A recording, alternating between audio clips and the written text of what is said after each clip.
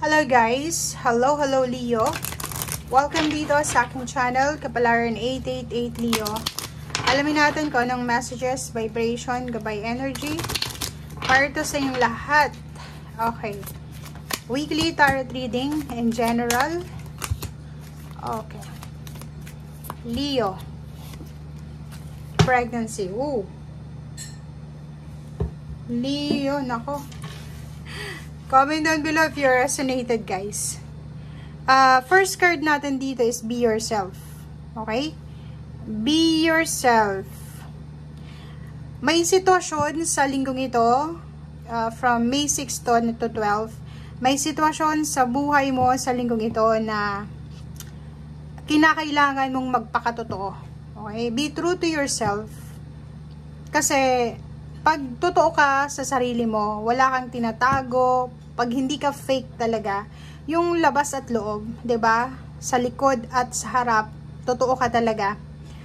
Talagang yun yung personal power mo. Hindi ka matatakot, walang confrontation, wala kang makukuhang kaaway, or wala kang kinakatakutan, makakatulog ka ng maayos, hindi ka kukonsensyahin. Yun. Sa linggong ito, may sitwasyon dito na nangangailangan ng ganitong ugali. Kailangan magpakatotoo. Kailangan mong totoo ka sa harap at likod ng mga tao sa paligid mo. Okay. Leo, if ever man gusto mong magbuntis, if ever man nagbabala ka na magkaanak, nasa tamang panahon daw ngayon. Perfect timing daw to. This is the right time para sa'yo sa pagbubuntis, kung gusto mong mabuntis. Pero kung ayaw mo naman, gamit ka ng contraception, 'di ba? Tama ba 'yon? Contraceptive, 'di ba? Parang ganun. Nakikita ko sa'yo dito, Leo, na may posibleng balita ka na matatanggap, or may isang tao, galing ito sa madaldal, chismoso. Isang chismosa, madaldal. Parang backfighter, backstabber ito na tao, na reporter, nagbibigay sa'yo ng mensahe ng kung ano-anong naririnig niya. Galing sa taong yan, may ibabalita siya sa'yo na isang kakilala mo ang hindi mo inaasahan na buntis. Okay? Hindi mo inaasahan na buntis or nanganak na, or posibleng nagpaplano magbuntis. Parang ganon. So, yun ang nakikita natin. Yan ang message, or yan ang balita na matatanggap mo sa linggong ito. Galing sa, hindi yan galing sa kung sino man na reliable source. Chismoso at chismosa yung magdadala ng message na yan.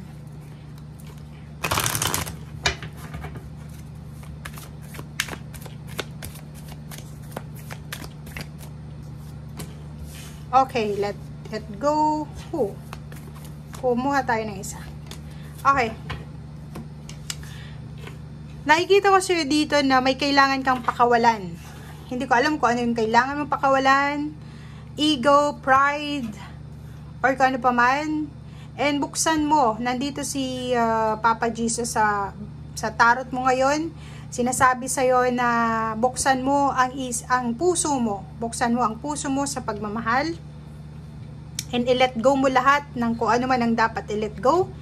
And sinasabi ng baraha sa'yo dito na kung gusto mong ma-attract lahat ng manifestation sa buhay mo, kailangan mong gawin ito.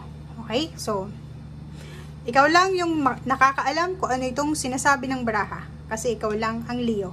Okay? Thank you.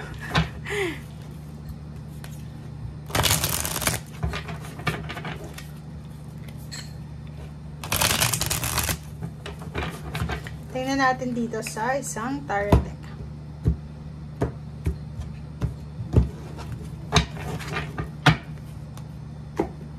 First card, Knight of Pentacles. So, Leo, nakikita ko sir dito na may paparating na pera. Malaking halagang pera to. Pwedeng may mag-o-offer sa'yo ng trabaho. May mag-o-offer sa'yo na pautangin ka. May mag-o-offer sa'yo ng libreng pamasahe. May mag-o-offer sa'yo ng kontrata, victory and success. May mag-o-offer sa'yo ng relocation. May mag-o-offer sa'yo ng ibang business or projects kung ikaw ay, halimbawa, freelancer or business-minded ka na tao. Nakikita natin dito na may offer ng trabaho pero kailangan mong mag-travel. So, ibig sabihin, malayo ito. Malayo ito. So, pwedeng nag-a-apply ka ng trabaho papunta ng ibang bansa. And, etong trabahong ito is posibleng tanggapin mo. Pero, ihanda mo ang sarili mo kasi malayo ito. Malayong malayo siya. Kailangan mag-travel. Pero, ang sure na sure dito is kikita ka ng malaki. Mahawakan mo yung pera, makakapag-save ka ng pera, mabilis kang tataas, mabilis mong makukuha yung success, lalo na sa usaping pera. And, ang trabahong ito is matagal lang nakahang, 'di ba? Matagal mo na tong hinihintay eh. Pwedeng nag-a-apply ka ng trabaho dito for almost 2 years, 3 years, or 1 year, pero hindi ka tinatanggap.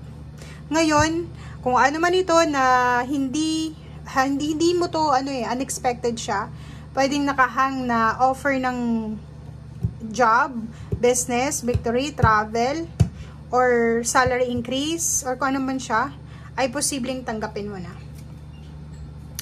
Queen of Cups, nakikita ko sa'yo dito na hindi lang pera yung darating sa'yo. Kasi emotional, meron ditong satisfaction may achievement. So, may ma-achieve ka na financial success, at the same time, may ma-achieve ka din na emotional success. And halimbawa, etong matagal mo na tong trabaho na hinihintay mo, nag-apply ka dito 2 years ago, tapos walang sagot. And then ngayon, unexpected, nakuha mo, syempre, magdadala yun ng sobra-sobrang saya sa buong pamilya mo. Magdadala yan ng sobra-sobrang contentment sa lahat ng miyembro ng kapamilya mo. Okay? Diba? Kita mo yan? Maraming parating. May mag-o-offer sa'yo ng pera. Marami kang pwedeng pagpilian sa linggong ito. Okay? Napakabilis. Mabilis na pangyayari ito na hindi mo ini-expect. Lahat ng obligations mo, lahat ng duties, responsibilities, ay posibleng masettle mo siya sa linggong ito. Kaya, sobra kang saya. 'Di ba? So, ang linggong ito ay sobra kang busy. May kailangan kang ayusin. Aayusin mo yung papeles, aayusin mo yung mga dokumento, ano pa ba? Yung sarili mo mismo, ihahanda mo yung sarili mo. So, sobrang busy ka sa linggong ito. And, ang dahilan kung bakit ka busy is, yun nga, ang dami mong kailangan ayusin.